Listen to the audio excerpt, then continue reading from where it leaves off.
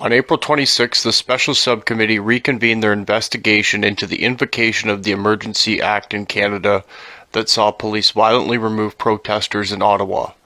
I reviewed the 3.5-hour meeting and wanted to go over some of my findings. Okay, first I want to take a look at this clip. This is Conservative Glenn Motz, and he's asking the government whether they're going to be transparent in releasing all the information that brought them to the conclusion of invoking the Emergencies Act. Liberal Public Safety Minister responds by making a false claim that economic border trade was affected by the protests happening across the country. Let's take a look at that clip. To them, and I would hope that you would, and would you undertake to release all the documents to this committee that we can rely on, that you relied on, that your government relied on to invoke the Emergencies Act? Mr. Motz, I want to assure you that we are here to shine a light on the events which led to the invocation of the Act, which included, among other things, the blockades at ports of entry, which completely disrupted our economy, which put people laid off, which shut down businesses, which cost the economy millions, and frankly here in Ottawa, which laid siege to a community where no one felt safe for weeks. So I understand you may have a different perspective, but I would hope that you don't have a different point of view with regards to the facts, and those are the facts. I take that as a yes, that you will be undertaking to release all the information you used to rely upon. You know, it's interesting that just yesterday, the media is reporting that, in fact, the economy was not impacted, as you had indicated in your opening remarks, by hundreds of millions of dollars. In fact, trade was up, industry, manufacturing was up 16% in cross-border traffic. And okay, well, there you have it. Either that minister is completely misinformed or he's outright lying. All right, let's take a look at the second clip. Again, this is Conservative member Motz, and he's calling out the Liberal Public Safety Minister for retweeting information that turned out to be completely false. Let's take a look. That was intriguing to me is during the actual convoy protest here, you retweeted some information that was later shown to be completely false, completely inaccurate. So in your role as the Minister of Public Safety, how can Canadians now trust that the information you relied upon to invoke the Act in the first place was accurate and appropriately reliable? Well, first I want to draw a bright distinction between aggregate statistics and the real-life impacts and consequences which were caused by the illegal blockades which occurred in White Rock, BC, where I have visited, in Emerson, in Manitoba, where I have visited, here in Ottawa, and at the Ambassador Bridge, in Windsor, where I visited. Speak to those Canadians, Mr. Motz. Speak to the small business owners who could not open because of the illegal and violent conduct which was being undertaken and engaged in by those who were doing it with the specific purpose of disrupting trade and travel. That was unlawful, and that was one of the reasons why we invoked the Act. My question was very clear, very clear. The information that you relied on, how Canadians trust you when you were tweeting out misinformation that's shown to be false, when you were tweeting this out, and yet you want Canadians to be able to trust you to say the information that I relied upon to inform Cabinet, to inform my own decision on whether or not we should invoke the Act in the first place, how can Canadians trust that now that all of a sudden, take my word for it, it's reliable, it's accurate? Without seeing it, we can't, you know, I certainly don't trust that it's accurate until I see it. And that Canadians are saying the same thing. Show us. Well, I'm not sure there's a question there except to say that I have faith in Canadians' sensibility. I'll ask you a question. In my 35 years of law enforcement experience, I have a built-in BS detector, a built-in lie detector, if you will, and it's dinging big time. And the only way that it can be satisfied is you're undertaking to say, I will present to this committee every unredacted document that you should have access to make the decisions that we made to have a look at as a committee and be transparent to Canadians. Sorry, Mr. Motz, time is over. Okay, well that was a bunch of circle talk. Typical Liberal. Okay, I think this next clip is very important. Up next is the Bloc Québécois speaker. And he points out that the declaration of the emergency says that there is an emergency all throughout Canada, and along with that declaration, there is consultation with the premiers. Now, in summary of consultation with the premiers of the provinces and territories, it's important to note that 7 out of the 10 provinces and the 3 territory premiers argued that either the declaration was not warranted or they were undecided on the decision to implement the Emergency Act. Let's take a look at that clip. Thank you, Minister. The declaration indicates that there's an emergency throughout all of Canada, but as you know, along with the declaration, there is a summary of the consultations undertaken with the premiers of the various provinces and territories. You know that before you can declare a state of emergency, the government must, according to the Act, consult with the premiers. And this is a summary that's along with the declaration. I see that the Premier of Quebec was opposed to the application of this Act and that, in fact, it could be divisive. I see the Premier of Alberta was opposed to it being invoked. Also, the Premier of Saskatchewan was not in favor of it, that the Premier of Manitoba was not yet convinced it was a good idea, that the premiers of New Brunswick, Nova Scotia, and PEI said it wasn't necessary. And we also see that the 3 territories, so the premiers from the 3 territories, provided feedback without issuing any public comments. So, all told, 7 provinces and 3 territories did not seem to fear a situation, an emergency in their areas. So really you have Ontario, BC, and Newfoundland left. Minister, my question is this. How can you claim that there is an emergency situation throughout all of Canada, whereas when you actually issued the emergency order, 7 out of 10 premiers are saying, listen, everything's fine over here, there's nothing wrong. Some are even saying, don't do this, this will be divisive. How can you claim that in this context there is a global emergency throughout Canada? Answer, Mr. Fortin, that's a good question.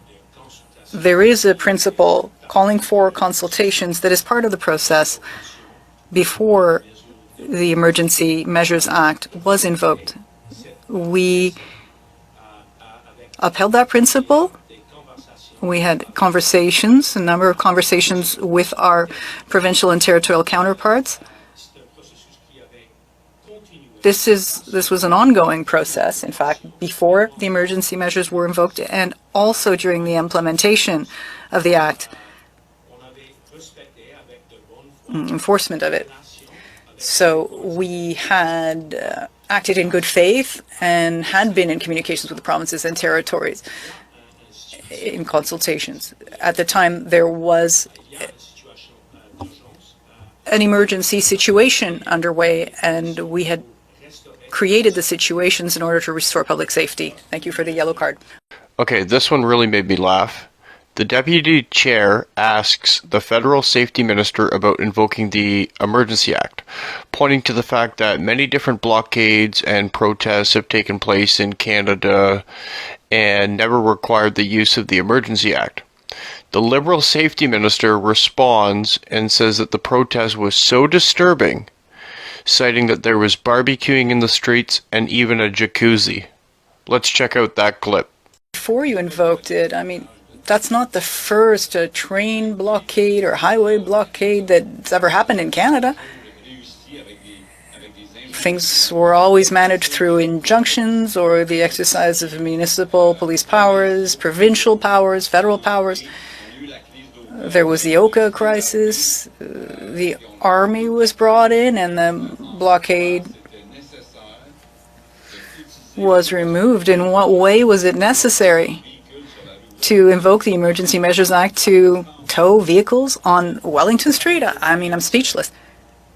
With all due respect, the emergency situation in the end of January and the month of February was unprecedented because all of the blockades occurred at the same time And the level of disturbance was unprecedented.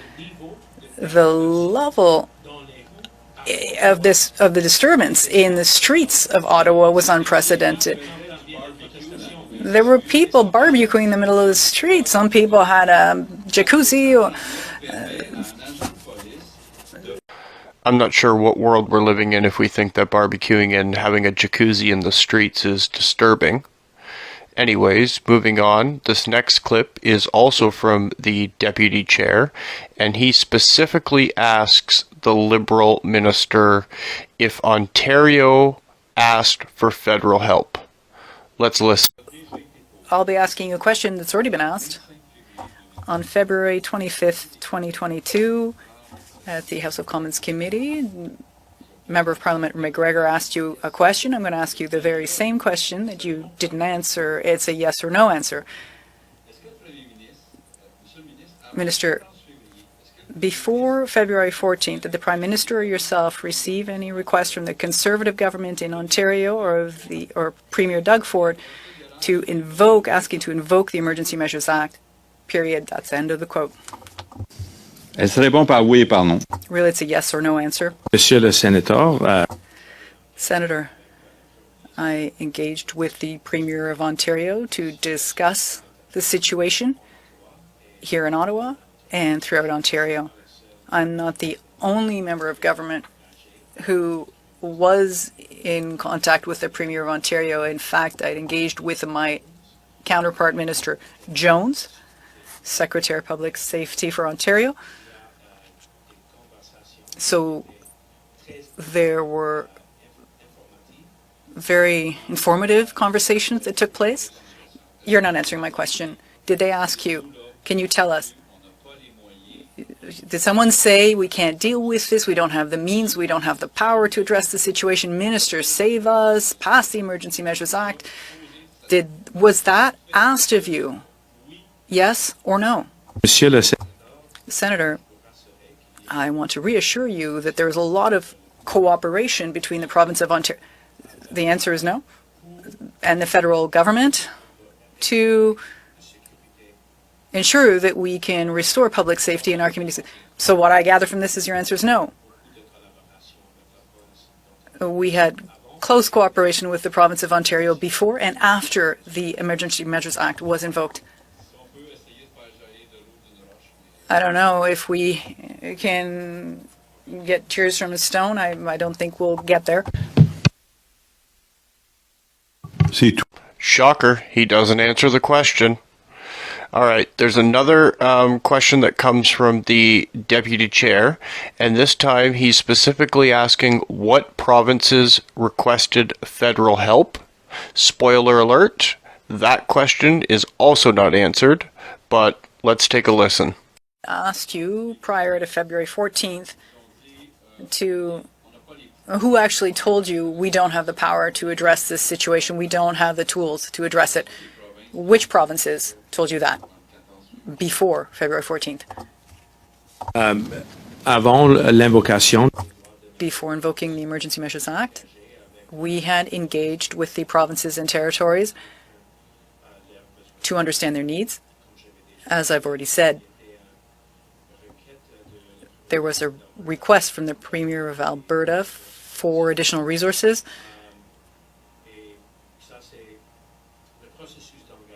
This engagement process was an exercise that was ongoing. Perhaps I didn't ask my question clearly enough. What were the provinces that specifically asked you to invoke this? Answer, we engaged with a number of provinces during the blockades. Your time is up, says the chair. One thing is for certain the Liberals are good at is not answering questions. Okay, now we're going to go over to Liberal Minister of Justice Lametti. He's being questioned, and he's asked if the protest demands on social media are constitutionally protected under the Charter. The Liberal minister squirms a bit, but finally admits the demands are protected. Let's watch that clip. 5 minutes. Thank you, Mr. Chair, and good evening, Minister Lametti. Pleasure to have you present today. Thank you for that. I'm going to start off by looking at some of the earlier events that took place before the invocation of the Act.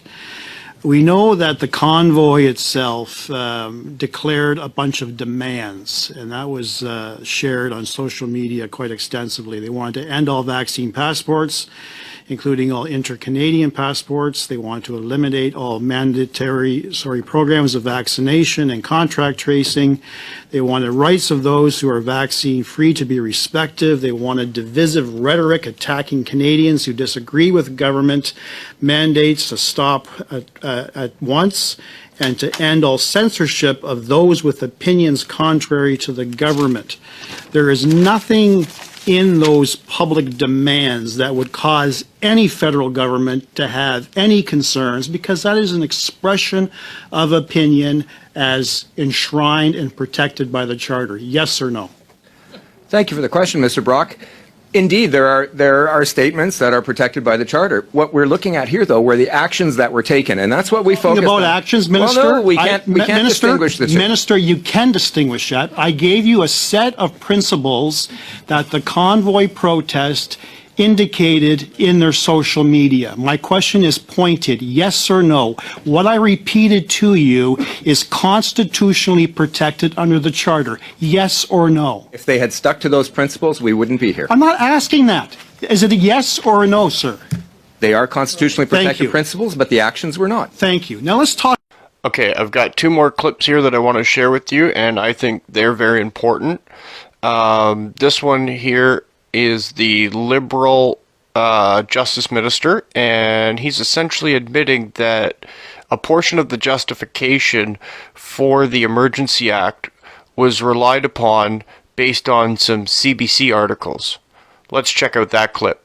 Opening comments on the issue of part of your restrictions around coming for people coming to Canada for the purpose of the protests or such like. I assume then that there is some evidence that suggested that we may have had people who were interested in coming across the border from, I would assume, the United States to participate in the protests, and that would be why you would put that in specifically? That's correct. That's in the public domain, that people were, there were reports of people crossing the border. There were reports, CBC reported, I believe on the 14th of February, or the 13th of February, that there was also foreign funding through a variety of different sites. So that the various pieces of information that we had explain the various measures that we took. Okay, and to my final clip, one of the most important ones is the Liberals' outright continuous lie about an attempted arson in Ottawa during the Freedom Convoy 2022 protest. I want to get it on the record that Ottawa police have arrested 2 suspects in that case, and in both cases have released a media release that says that the 2 suspects are in no way believed to be affiliated with the Freedom Convoy 2022 protest. Let's watch that clip. And Minister, did you get the sense at that time when you were getting all the briefings and you were engaged in conversations and being here yourself, that there was a sense of breakdown in public trust as to how this occupation will come to an end in case of Ottawa? I would think, Mr. Nakvi, that during the time that I was aware that there was a high degree of anxiety, concern, frustration, and anger, which was regrettably justified in the circumstances, when residents can't get to work, when they can't take their children to school, when seniors can't get around because public transportation can't get to them, when people who live in apartment buildings find that their front doors are locked and that fires are set in the hallways and corridors. Point of order, Speaker. It is Un instant, Monsieur le Ministre. Oui, Monsieur Mott. That statement right there has been proven false by the Ottawa Police Service, and there is no connection to the protesters whatsoever. And for this minister to suggest that is absolutely unacceptable of this committee. Mais je